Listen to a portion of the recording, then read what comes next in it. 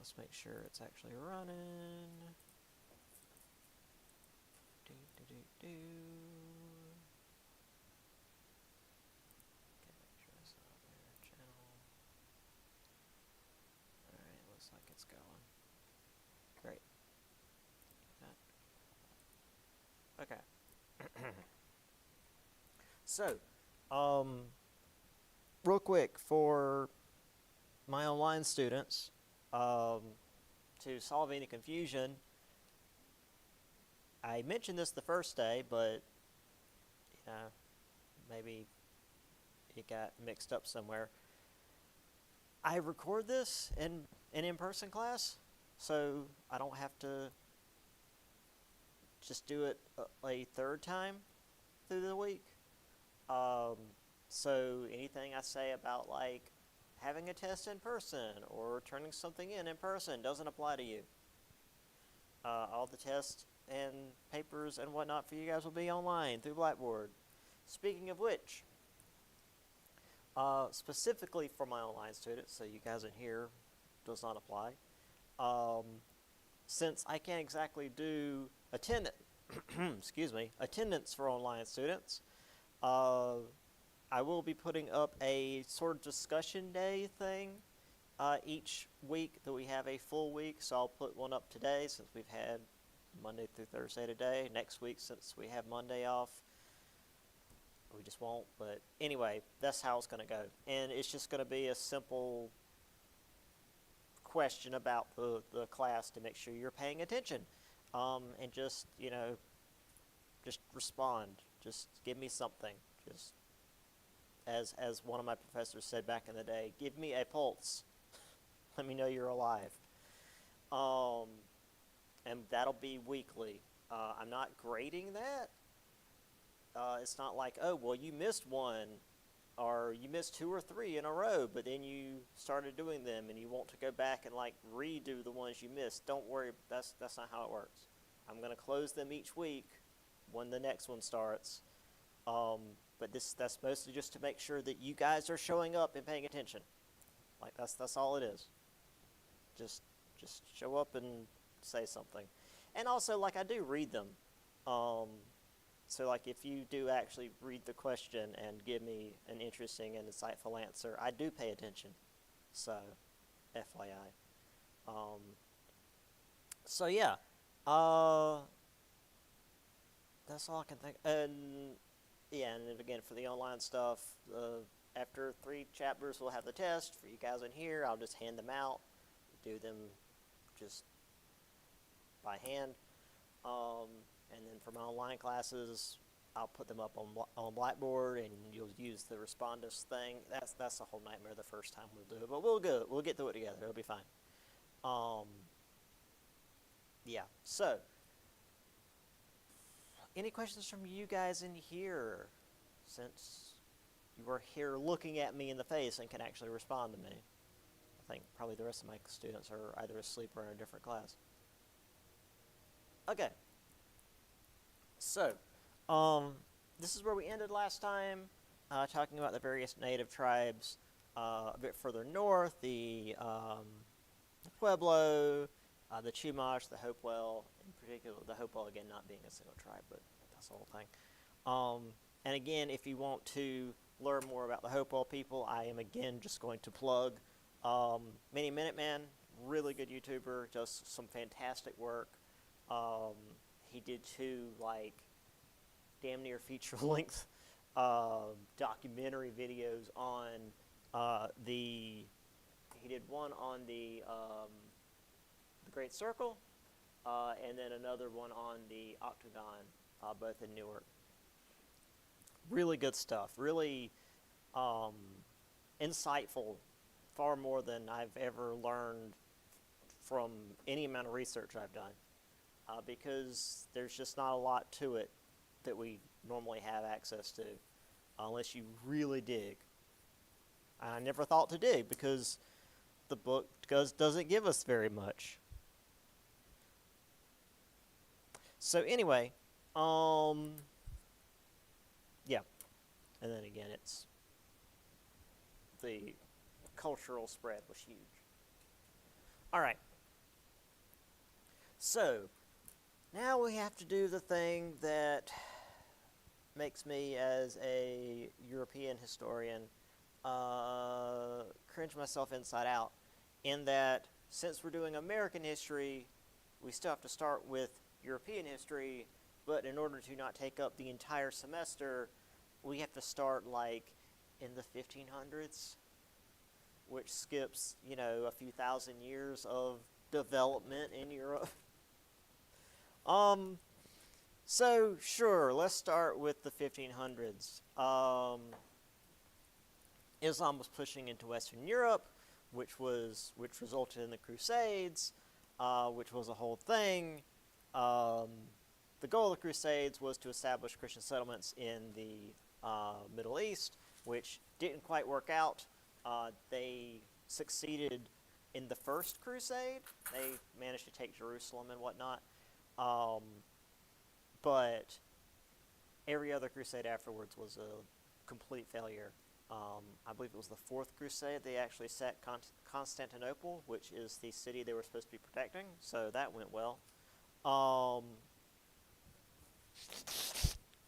But they did begin pushing further east as far as exploration and looking for more exotic goods. For example, Marco Polo, who well before all of this in the 1270s had traveled into China and really just the whole of Asia, and introduced Europeans to exotic items and ideas and spices, and also he made a bunch of crap up, because that's what explorers did, is they would go to a new place and then come back and tell stories that were 50% true and 50% fabrication to make it sound more interesting.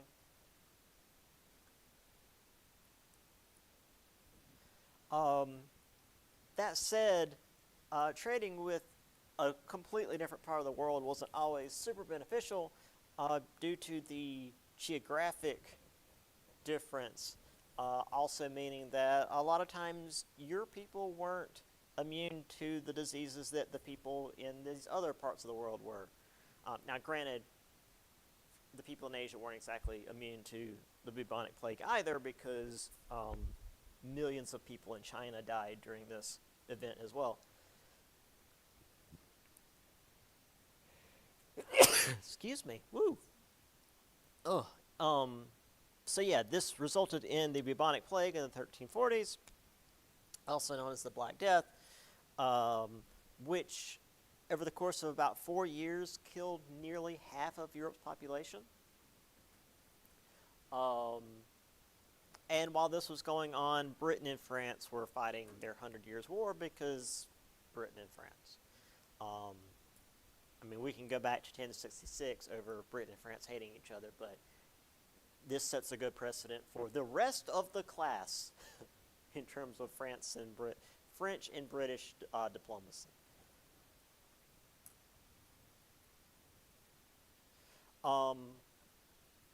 The plague did eventually subside. Now, granted, it tended to come back in smaller ways every 10 years or so. I mentioned this in my previous class. The thing about the bubonic plague, which is Yersinia pestis, is the bacterium. It's a bacterial infection, which means that if you get it and you survive, your body has developed immunities to it, and you're fine if it hits again. Unfortunately, you cannot pass that immunity on to the next generation. So when it comes back every 10 years or so,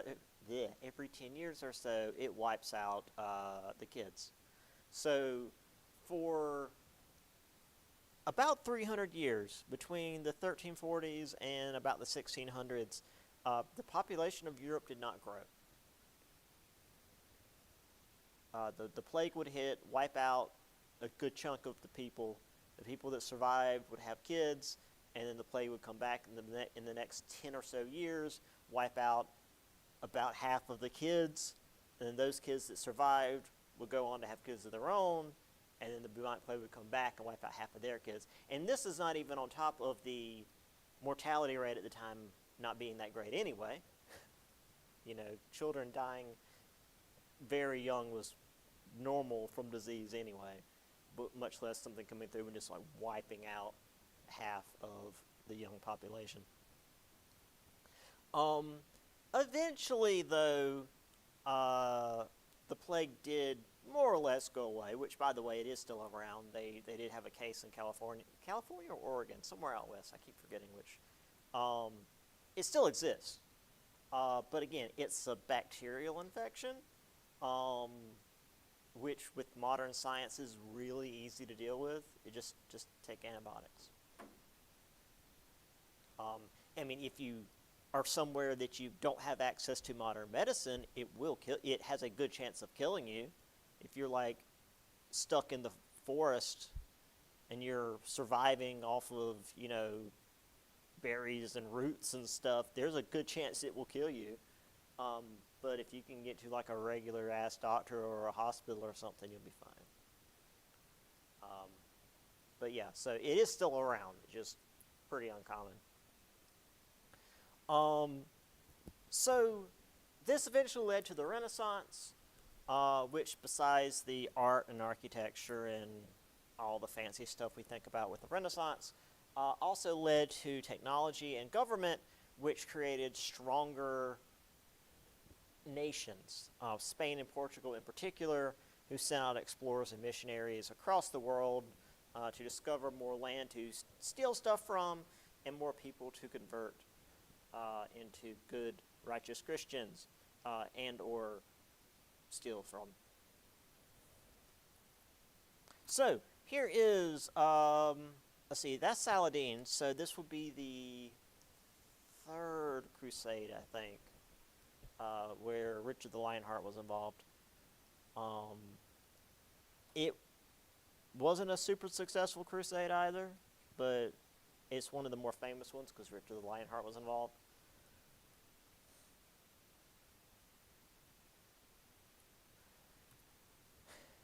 Just a random, medieval fort. The reason I like to use this one is because it shows, if you've ever seen Renaissance art, some like the really old Renaissance art, it'll have like lines and squares like going into the far distance.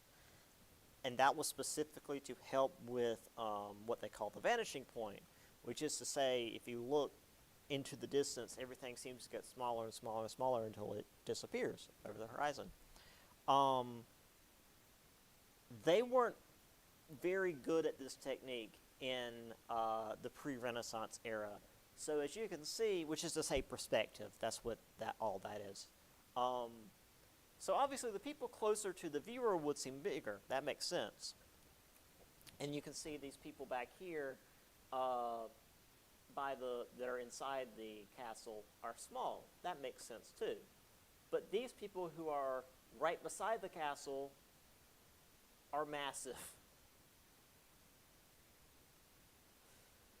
Because again, that's just, medieval art was just weird like that. I mean, look, their tents are bigger than the castle.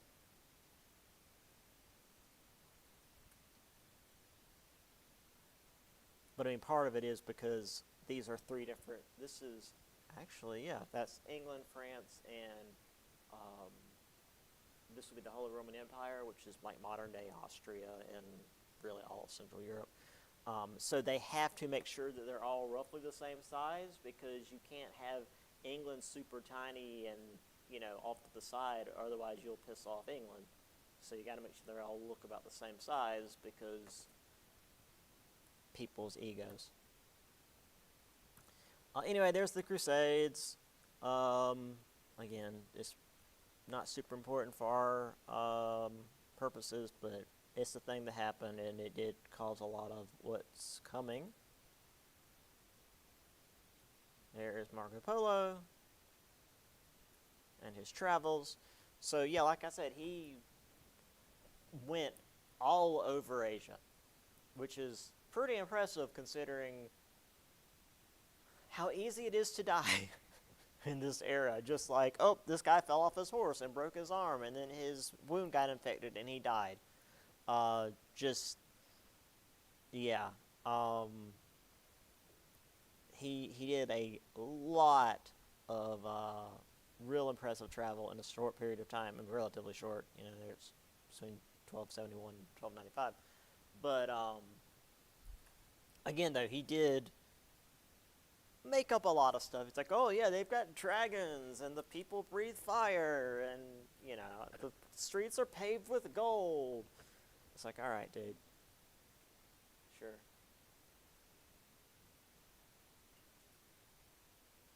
Which is why when like the first explorers got to Australia and they saw platypus, and they're like, it's got the bill of a duck and the tail of a beaver. It's like, yeah, dude, whatever. It's like, no, for real. We're not making this up. It's freaking weird. Anyway, there's the Black Death, and it's sweeping through Europe. So we have a region here where it didn't affect too much. That is the Jewish Pale, where, well, the Jews were allowed to live in what was Russian territory at the time. There's two main reasons why they were relatively unaffected by the plague. One, because they didn't listen to the Pope, because the Pope is in charge of Christianity, and Judaism is very specifically not Christianity. And one of the recent proclamations by the Pope before the plague hit was, I don't like cats for reasons, therefore they're of the devil, therefore murder all the cats. So there weren't very many cats around in the rest of Europe at this time. And as you may know, the plague, which was spread by fleas, were fleas being carried on rats and or gerbils, depending on how much digging you want to do. But they were rodents. And the best freaking rodent killer in the world is a cat. Snakes are real good at it too, but cats, absolutely insane good at killing rodents and birds. So the Jewish Pale had cats. Also, especially this for like really super Orthodox Judaism, they had like ritual bathing where they would bathe, I want to say at least a couple times a week, which was way more often than the rest of Europe. And when you're not covered in bugs, you're not getting bit by fleas all the time, which again are the ones spreading the disease. So they were largely unaffected until the rest of Europe was like, hey, these people that we've not liked for hundreds of years seem to be unaffected by this disease that's killing us all. Let's murder them. So, you know, the Jews are always on the bad end of everything. Also, there was a region in Italy, my Italian friend mentioned. I think it might have been Vienna? No, not Vienna. Vienna's in Austria. Vienna's up here. What am I thinking? It doesn't matter. It's up towards this part of Italy. But if you showed any sign of the plague, which one of the symptoms is like coughing, so they would lock you and your family in your home and burn the house down. Needless to say, the plague didn't get transmitted very much around that area because there was nobody around to transmit it. I mean, not to say that like everyone died because they were all burned alive, but like the people who were getting sick were immediately taken care of. Therefore, it didn't really spread. So it worked.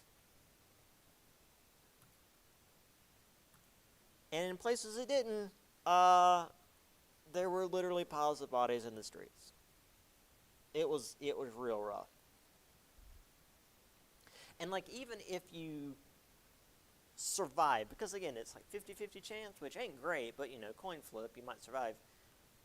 Even if you got it and survived, you would often be significantly weaker, basically sickly the rest of your life.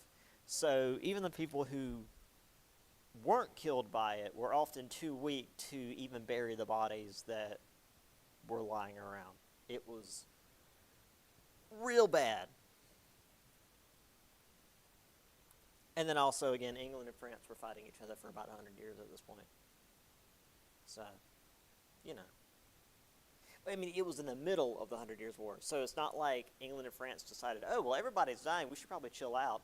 Nah, this was this continued.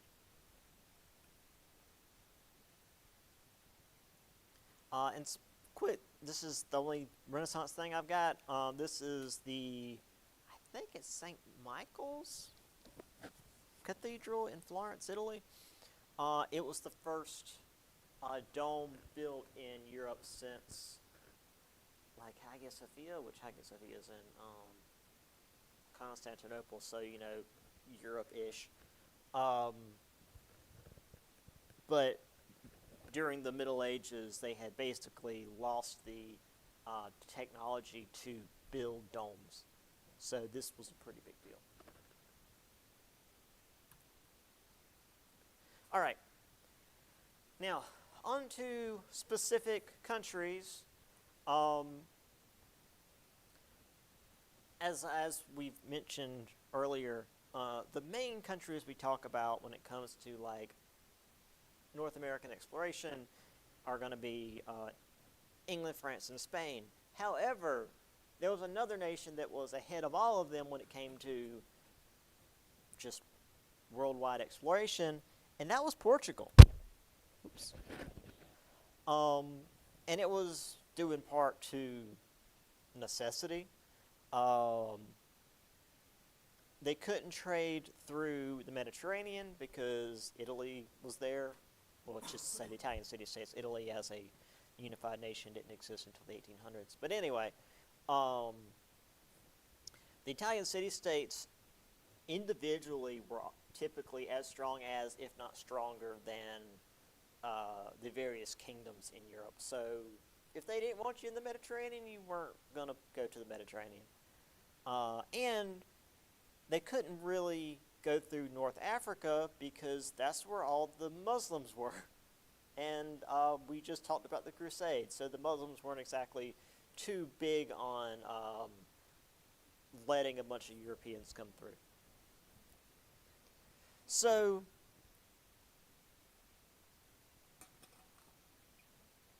because prior to the Crusades, Europeans could just like travel east, either go across the Mediterranean or like go around Constantinople and just like visit Jerusalem and stuff. The Muslim kingdoms there didn't really care. Like they would tax them, and like they basically would rip them off the same way any tourist destination does. It's like, hey, these people are coming and they're going to give us money. Cool. But then the Pope decided that we're going to take the Holy Land from these infidels, and needless to say, the Muslims didn't appreciate that. So, yeah. Anyway, the big thing about Portugal was, let's get to India, but we can't go the obvious way, so let's try to go through the Atlantic to get there. So running Portugal was Henry, Prince Henry the Navigator. So he got knowledge from the Arabic world because, again, while like the governments hated each other, when it came to academics and sciences and stuff, they more or less shared notes. That's not really there's not usually not that much of a barrier between like scientists and whatnot in cultures. Hired Italian cartographers and navigators to work with sailors to try to find a way to get to India from the Atlantic. So the idea was to travel around the southern tip of Africa. The problem was they didn't know if a southern tip of Africa existed. They'd never been that far south. For all they knew, Africa kept going and just didn't stop. For all they knew, it just went around the whole world. They also developed a new type of ship, the caravel, which was good at sailing along the West African coast because, again, The only waters they really had to deal with were largely the Mediterranean, which is kind of one big bathtub. It's real calm compared to the actual ocean. There's the North Sea, which nobody likes, and then like the channel between England and Europe. That was all the ocean anybody had ever really messed with. So, also to mention why they had to make a new type of ship to go along the West African coast. Hurricanes start there, so the weather's bad. Obviously, they're not going to be as strong as when they hit here because they develop as they make their way across the Atlantic. But it's still going to be real freaking stormy, and the waves are going to be rough. So 1487, again, unless I'm real specific and like, hey, this is an important year, you don't need to worry about the years, but I'm just building a timeline. Portuguese had a trading post and a fort on the Gold Coast, which is modern-day Ghana. Bartolomeu Diaz rounded the Cape of Good Hope and showed that, hey, Africa does actually have a southern tip, thank God. But he had very much run out of supplies, so he went home. But that was the goal, was to get to whatever southern tip there was, and prove that there was a way around it. Also, Cape of Good Hope, great name for a really bad place. That's where most of the great whites in the world live. That's not a place you want to go swimming. Also, the waters tend to be very cold and very rocky. It was rather dangerous. Not quite as bad as there's a strait along South American, the southern part of South America, and it's bad. It's bad. So eventually Vasco da Gama followed Diaz's route in 1497, and then sailed on eastward, found India. Not to say discovered India, they knew where India was, but he's like, okay, well, we've not gone this way before, so hopefully we're going to sail into the ocean and run in India, which India is pretty big, so, they found India. And returned 2 years later, loaded with exotic and expensive spices, proving that you can get to India by going the long-ass way around. Now, granted, of course, the Suez Canal didn't exist yet. That's something that doesn't come up until like the 1800s. And, England like overthrew the Egyptian government over it. That's a whole other class. Anyway, there is Prince Henry the Navigator. We see this more in portraits, but all of these depictions of these historic characters, especially that are going to be that are made when they were still alive, are going to be very symbolic.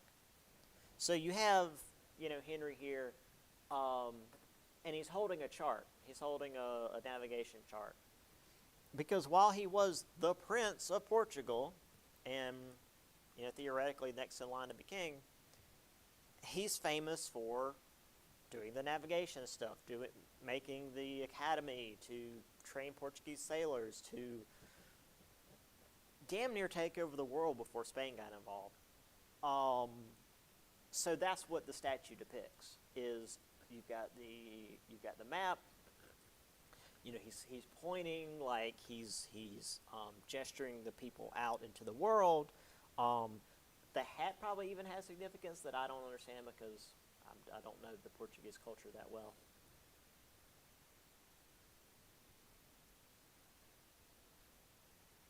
And then there's the caravel in like 1997 CGI. But it's a different type of ship than what they had before, is the point.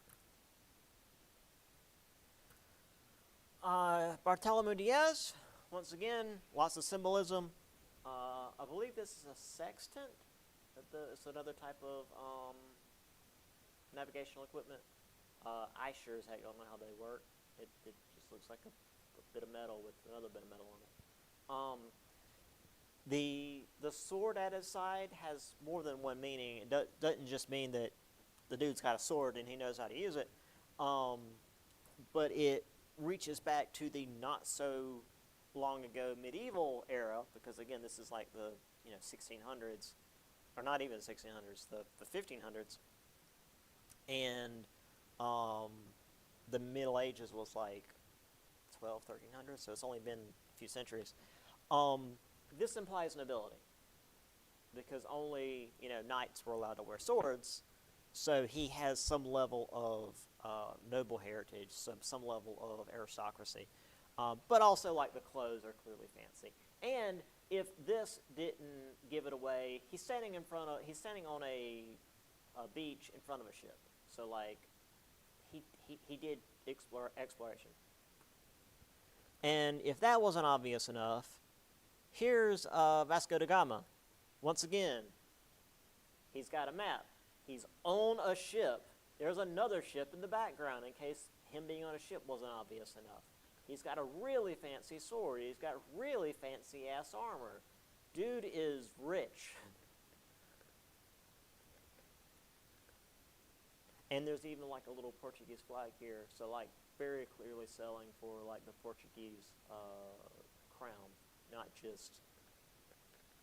just like he's sailing for the country of Portugal. He's like sailing at the behest of the king, or I don't know if Prince Henry was still around at this time or not, but he was sailing like at the behest of the crown. Anyway, there's the routes. I don't know what this was about. He nearly discovered South America there. So yeah, so you had the stuff under Henry the Navigator, which was making their way down the coast. Vasco da Gama, it's like, oh hey, okay. And then Diaz, and then da Gama all the way around. All right, let's get a little more Portuguese under our belts. So,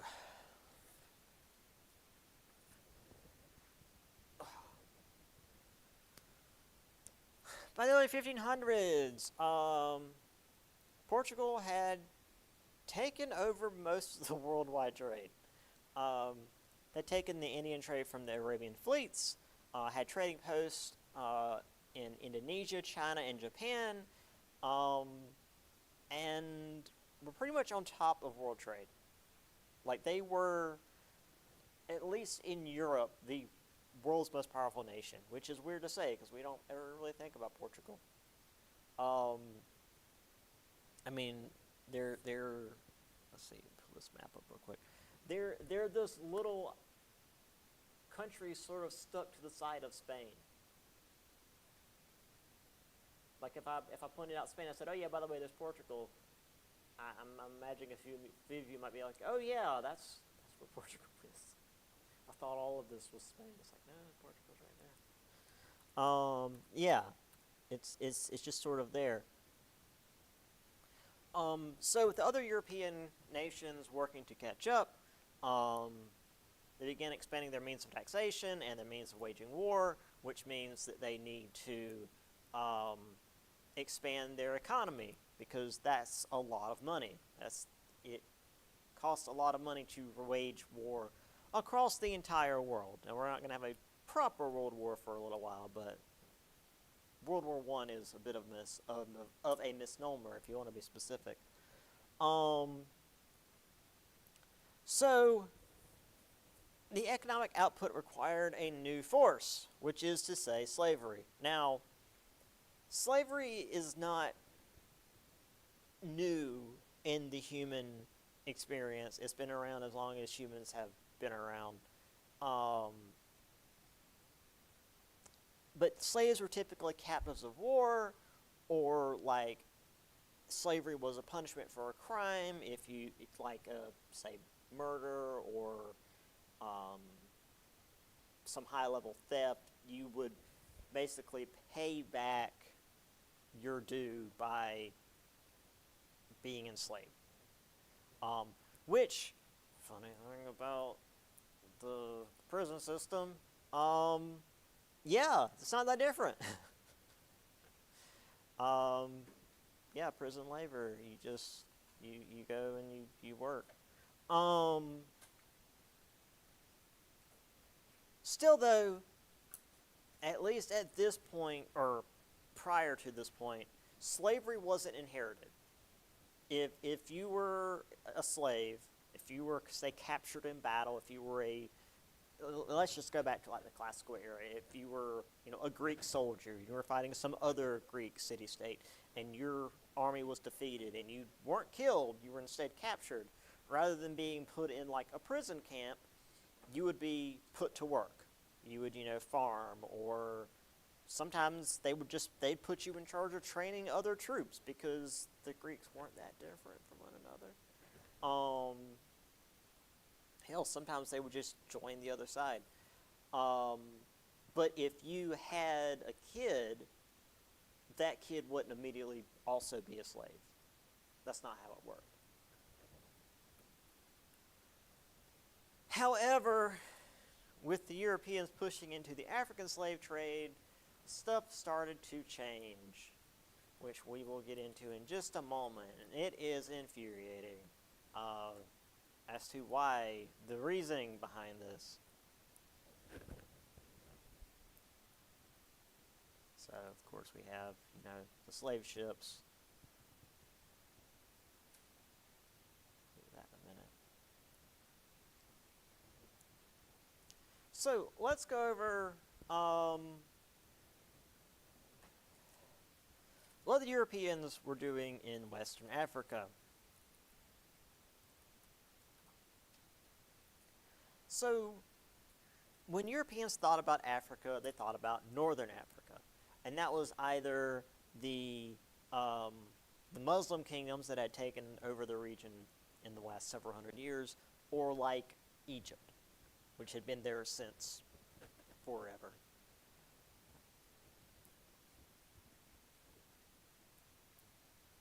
However, as they began moving south down into what's known as West Africa, the people they began to encounter were typically, those that they were trading with were slaves taken in tribal conflicts, dirty, tired, exhausted. Again, typically taken in a tribal conflict, so they were completely run down,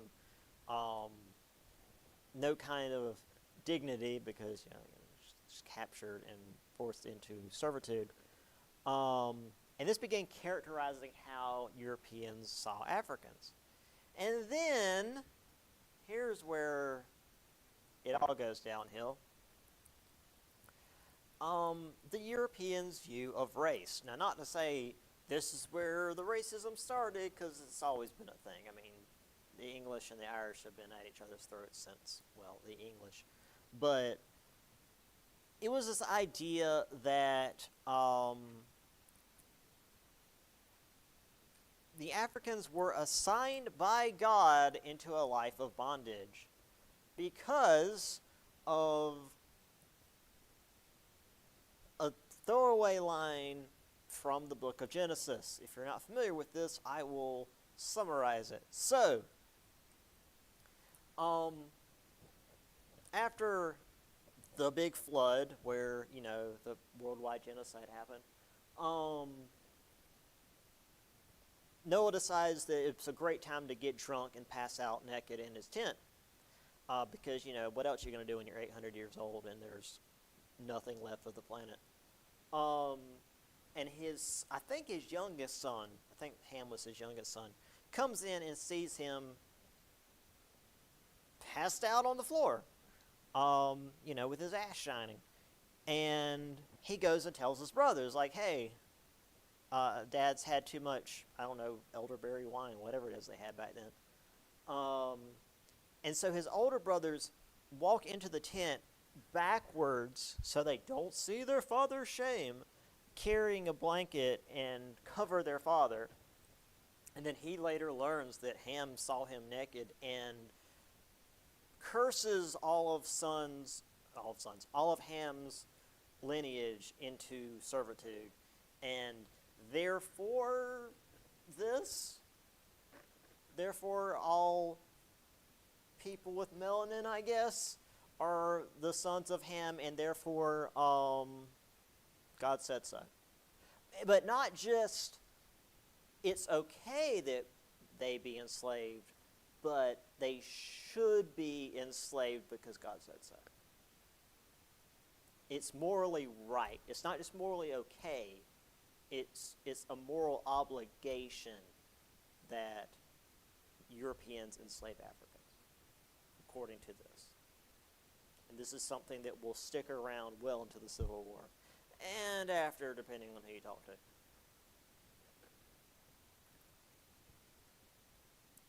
Needless to say, Africa wasn't just a bunch of, tribes living out in the jungles. It was full of all sorts of different cultures and civilizations and kingdoms, some of whom even converted Christianity and tried to get the Portuguese to stop the slave trade because, hey, we're now, according to you guys, on morally equal standing because we're Christians now. We're not some barbarian religion or whatever. And the Portuguese were like, yeah, but that will cut into our bottom line. Because it was never about morality. It's always about the money. Morality is just an excuse.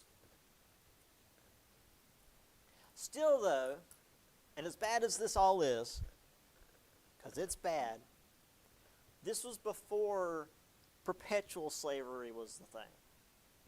This was still like they would buy the slaves from the slave traders and send them to whatever colonies they had and put them to work for 5, 7, 10 years, and then they could do whatever. Typically, going home was not an option, but they could start a farm and do whatever, because there were a lot of other types of bound labor at this time. Peasants, indentured servants, criminals, apprentices. Slavic workers were especially common. The Irish workers were especially common. It was horrifyingly common to just criminalize the poor and put them to work. It's like, oh, you're too poor to pay your taxes that we've just arbitrarily assigned you? Cool. You now have to work for us for the next 10 years of your life. Oh, are we going to pay you so you don't have to be poor anymore? Nah, but this will clear your debt that we arbitrarily assigned to you. Great. So yeah, this wasn't quite the level that we're going to get to with the American slavery thing, but we're getting there. Also, once again, I almost forgot about it because it's one of the things that my brain refuses to hold on to because it's just so weird. For some reason that Fallout 76 has a Battle Royale mode. That's just something I refuse to remember. And now that I've said it, it will go away and not come back for the next couple of days. There's an image I'm going to show you guys. That is the European depiction of the Native Africans. Obviously, it's going to be real racist, but it's not going to be racist in the way you're thinking. It's just real weird. And I don't know how they got to this. So, prepare yourselves for 14th century weirdness.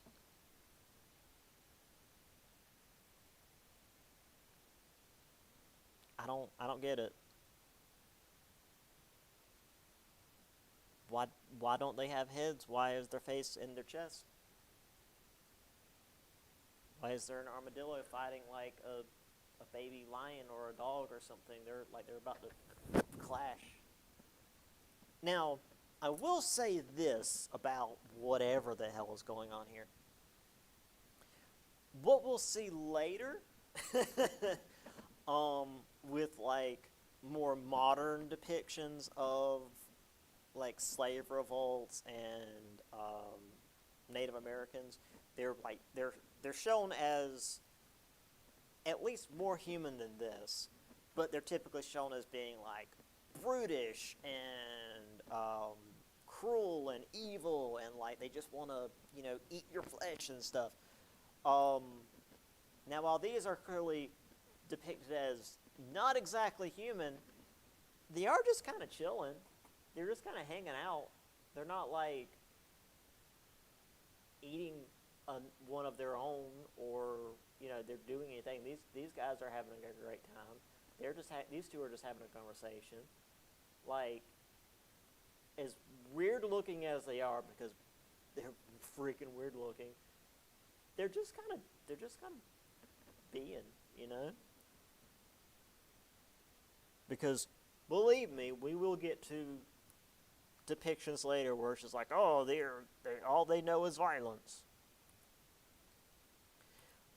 This is some weird stage play in England. These are like paper mache heads, and they like come out of the mouths, and I don't know. Now this is definitely more of the depiction of like, oh, they're all violent savages. Like they literally would capture African tribespeople and put them in zoos in England and America when America became a thing, like the early years. Here's another one, which again, so this just to show that this isn't a one-off weird one. I mean, it is again weird, but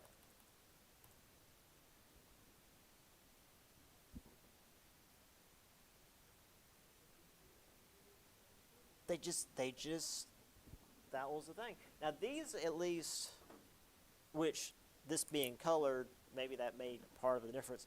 It looks, they've kind of got like a Sasquatch vibe to them. So it was sort of like maybe this was sort of an early, because surely that sort of like cryptid idea has been a thing in human minds for a long time. But I don't know, man. It's so weird. At what point does like I mean, I've seen people that were stocky and looked like they didn't have necks. Like we've all seen like big dudes with like stocky necks. But at no point have I thought it looks like this dude's head is in the middle of his chest. Like I've seen like comic book characters where that was a thing, but like never a person in real life where I'm like, if you look at him weird, it's like the head's in the middle of his chest. Also, like the dude's riding a unicorn, so whatever. Yeah. All right. Let's do a little bit more.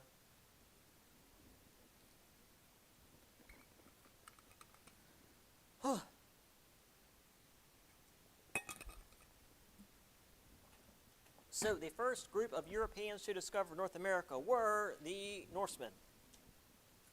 Vikings, technically, it would be right, but also technically not, because Viking is like a specific type of explorer and raider, whereas the Norsemen are just like all the people of the northern realms, which is, say, Scandinavia. Leif Erikson, I believe, was the first one to actually land in North America. So they found it around 1000 CE. However, by 1450, the little ice age had started to creep in, and glaciers pretty much overran their settlements, so they left. They also discovered Iceland and Greenland at the time, and named them thus. I'll get into that in a minute when I have the map. Of course, the one we're all familiar with is the Genoan sailor Christopher Columbus.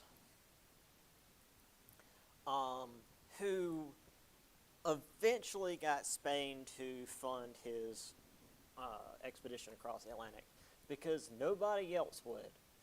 This wasn't I'm going to go to Spain and get them to fund my trip. And Spain's like, yeah, that sounds like a great idea. He went to everyone else first. He went to England, he went to France, he went to Portugal, he talked to the various Italian city-states that had the money to do it. Nobody wanted to help him because his idea was dumb. Even the Spanish king, Ferdinand, told him no. The only reason he was able to do it was because the Spanish queen was eventually convinced that, like, hey, well, even if you go off and die, it's not that much of a waste of money. Because at this time, the Spanish king and queen were basically of equal power. There was this whole merging of the crowns that created more or less what is modern-day Spain. They had to take some areas back from the Spanish Moors. But due to Isabella basically being the same level of political power as the king could say no, but Isabella could say yes, and Columbus got away with it. So, right place at the right time. Also, just to clarify, because I remember my high school history being really, really incorrect, one of the things you may have been taught was that Christopher Columbus was one of the few people in the world who thought the world was round, so if you traveled west, you could get to the east. No, that's stupid. Everyone knew the world was round, except for idiots today. We've known since like 300 BC with I always forget the name of the Greek. There's a Greek scientist who figured it out. We've known that the world was round. What Columbus thought was actually incorrect, that the world was much smaller than had actually been calculated, and that if you went west, you would just like pop back over to the other side real quick. If, not only was he obviously wrong, but if North and South America hadn't been here, and it had just been the Atlantic and Pacific as one big mega ocean, he would have died. All of his men might have also died, but he would have definitely died because his men were ready to kill him right before they found land. Because when the guy that you're sailing with, he was an asshole. To put it as simply as I can, he was a terrible person. So they already didn't like him. And then you're sailing towards the horizon for like a month straight. You're starting to run out of supplies. And, if you turn around, you've got a month to go back, you might not make it. So they were ready to shank this guy and throw him overboard and leave. And they discovered San Salvador, which Columbus named such because it was very much his salvation. Because, again, he was about to get shanked. He believed he had found the Indies, which is to say, like, islands off the coast of India. Needless to say, he had not. He was in the Caribbean. And nothing that he had seen equated to anything that Marco Polo had reported on seeing in the East. Because, again, Marco Polo had been to China and had reported on, like, the cities and the buildings and the people and the, like, Great Freaking Wall and, like, all the stuff they had and the ships and whatnot. Like, China's got a lot of advanced stuff. The Caribbean islands had spears. And he's like, yeah, no, we're totally where I said we were going to be. I feel like part of that was he was too proud to admit that he was wrong. Part of it might have been he was too scared to admit that he was wrong because, again, his men were ready to stab him. So the Pope declared that all new lands that were discovered would be property of the Spanish. Portuguese got all mad about that, so they amended it to everything east of the Cape Verde Islands would now be given to Portugal, which was a pretty hollow promise considering the Cape Verde Islands are pretty far out of the middle of the Atlantic, until Brazil was discovered and they calculated how far east it was. It was like, hey, Portugal gets Brazil, hence why they speak Portuguese in Brazil. So just a little extra thing to throw out there.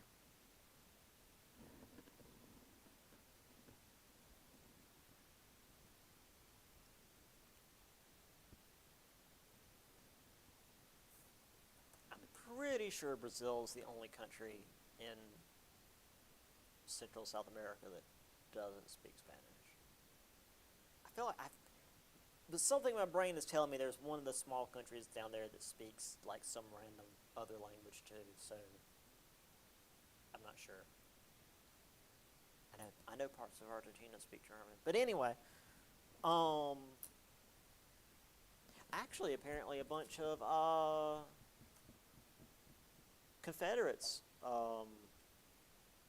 went down to Brazil after the American Civil War and like formed their own little communities. So there's weird like little sections in the middle of Brazil that are like small towns here. Like they have barbecue and fried chicken, and it's weird. It's so weird. Anyway, there's Leif Erikson doing his thing.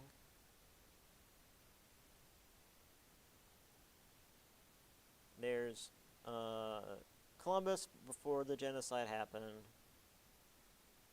And also, not to say that like the Vikings were totally cool with the natives either, but like the fighting between the Vikings and the natives were like the fighting between the Vikings and anybody else. They fought some groups and they traded with other groups and they lived alongside some groups, and it was just here and there.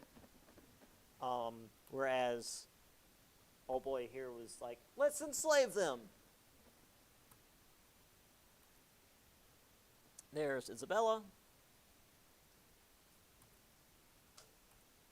Here is the colonial demarcation lines to show you how Portugal barely got Brazil, and then they eventually moved the line further west. But yeah, that's how Portugal ended up with this huge chunk of land.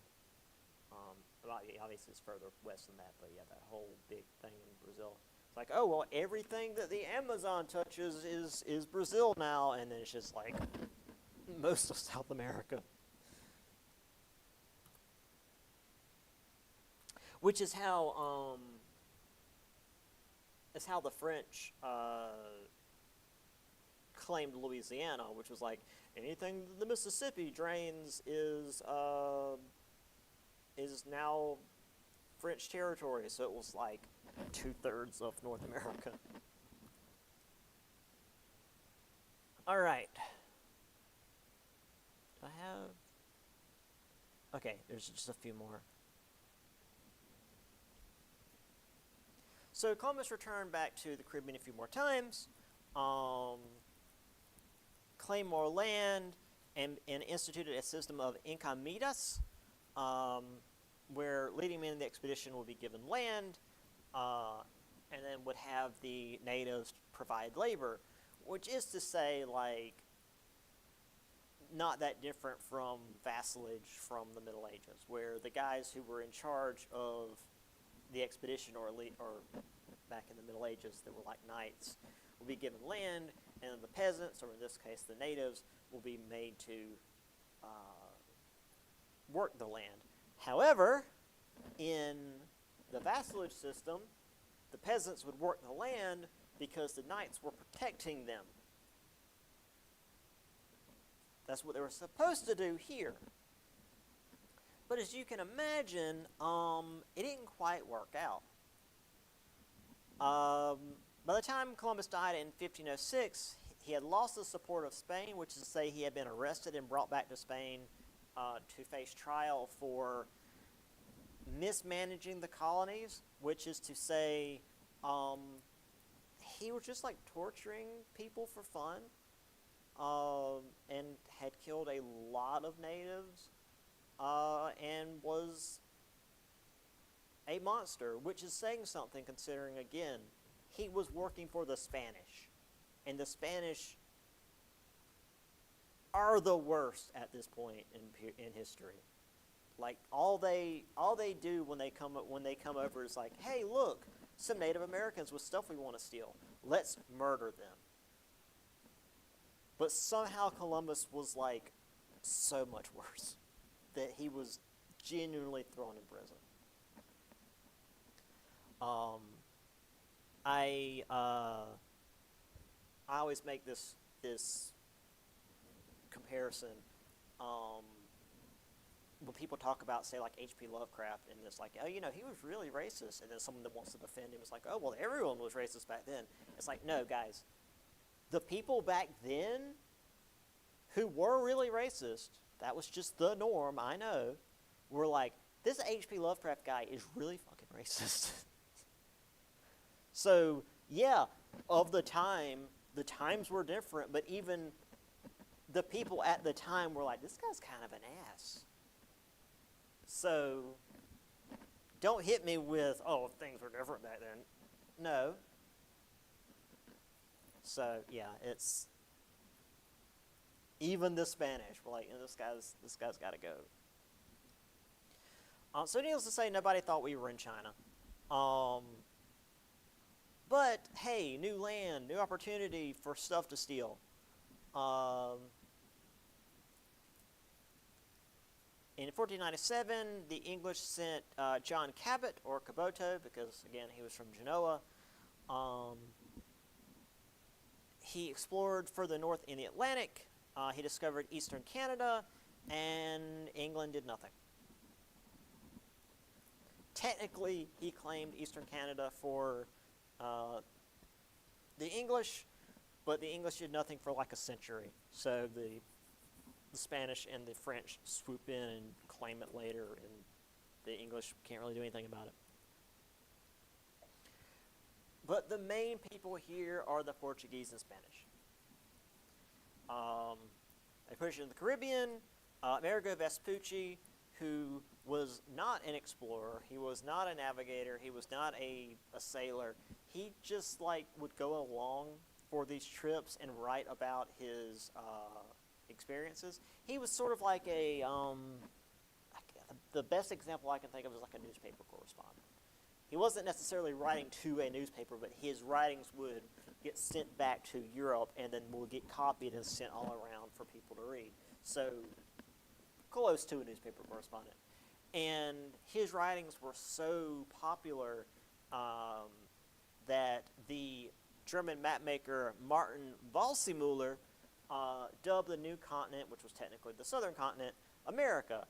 So that's why we have North and South America, because of some dude who wrote about it while he was riding on someone else's ship, and then a guy who read about his stuff, who was making maps, was like, well, I'm just going to call this bit of land America because that just sounds nice, and it stuck.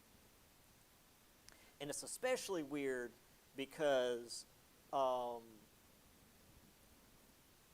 normally when you name something after a person, you go with the last name. So the fact that we're not North and South Vespucci is some small miracle.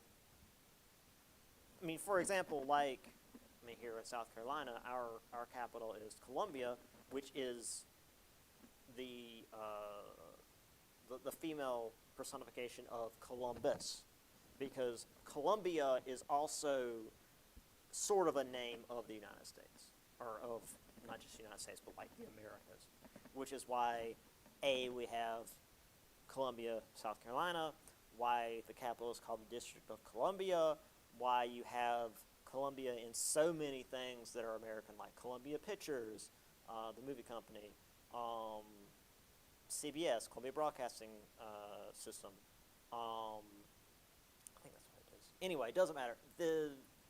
That's why Columbia is a word that is used. all over, especially the U.S. Um, because that's like the female version of Columbus, and Columbia is like this human personification of America.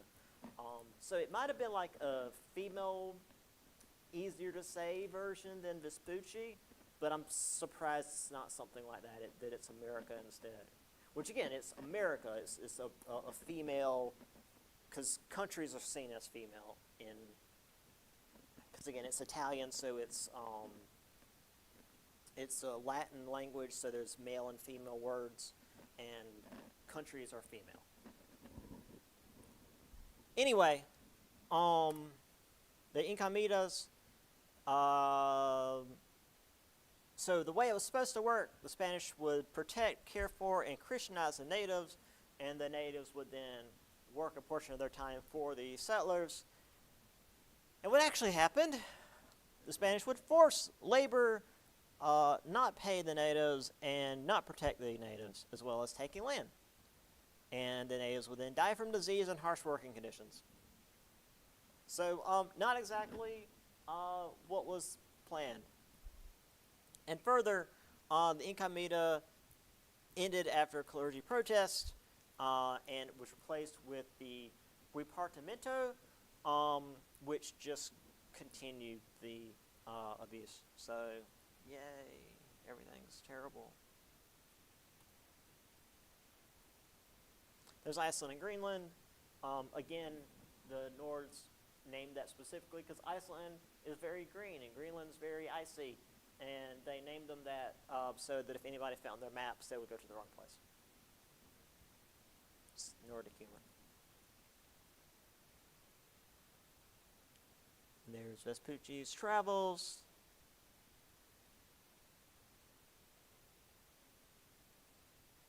Oh, I like this. So, this is an early map of what they knew. So you can see that like Europe is really well defined, but as you get further out, things become much more blobby. Africa's huge, which Africa is a large continent.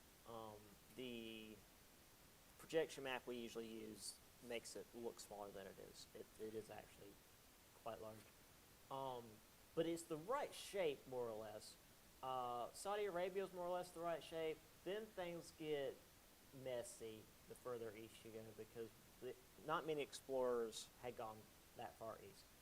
I don't know what's happening in the Pacific because neither did they.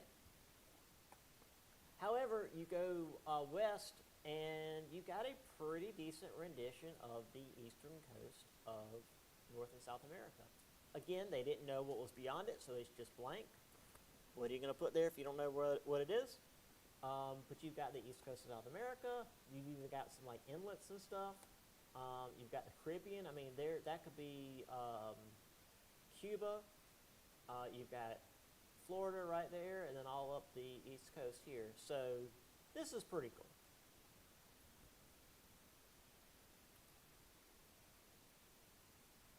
All right. I'm going to do this real quick. We'll go over this again next time, but I just want to go ahead and knock this out. Balboa traveled across the Isthmus of Darien, which is modern-day Panama.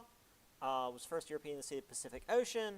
Juan Ponce de Leon found Florida. Florida being the land of flowers because, you know, it's always hot and flowery there. He didn't travel very far inland because he didn't discover the land of murder logs. Ferdinand Magellan set off from Spain in 1519 with the intent of circumnavigating the globe. He was going to go west and come back from the east. He almost died immediately. Scurvy, hostile natives, bad weather, and open mutiny, which is to say not the kind of almost mutiny that Columbus had, but like they tried to kill him. They almost didn't make it past South America.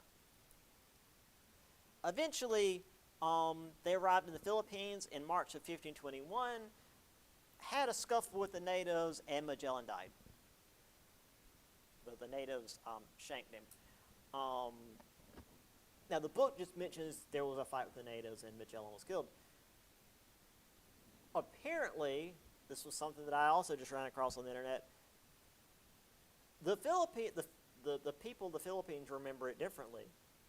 They've got the name of the guy who killed Magellan, and he's like a national hero. So, go Philippines. Only one ship of the original 5 made it back, and 18 men. Now, I don't know how many people it normally would take to run one of these ships, but I feel like 18 men is a skeleton crew for a big sailing ship. However, it was loaded with all these valuable spices, and since they had a body in the Philippines, Spain was able to claim the Philippines. You know, hey, one of our guys got killed there. Cool, it's ours now. Well, sure, make that make sense. Also, I meant to mention this to my class yesterday. Before we all had smartphones, before smartphones were a thing, and GPS was like a separate device, one of the brands of GPS was a Magellan, which is very funny considering he didn't finish his trip. And we're going to watch this next time. It's a little video. It's a great way to start the class. So there's the Isthmus of Panama, Florida, obviously. There's Magellan's trip. Oh, yeah. This was real bad. This called All Saints Strait or Strait of Magellan. We still lose ships down here. That's why the Panama Canal is so important, because that area down there is just so dangerous. And as a hint for Tuesday, we've got a little bit on Magellan. Anyway, yeah, I'll see y'all on Tuesday. Did not mean to go the entire time, but I rambled, so wanted to get us to where my... So keep saying Tuesday. Today's Wednesday. I'll see you guys next Wednesday, because we're not going to be here Monday. I thought it was my Tuesday, Thursday class for some reason. I'll see you guys on Wednesday, not Tuesday. Bye, take care. Have a good weekend.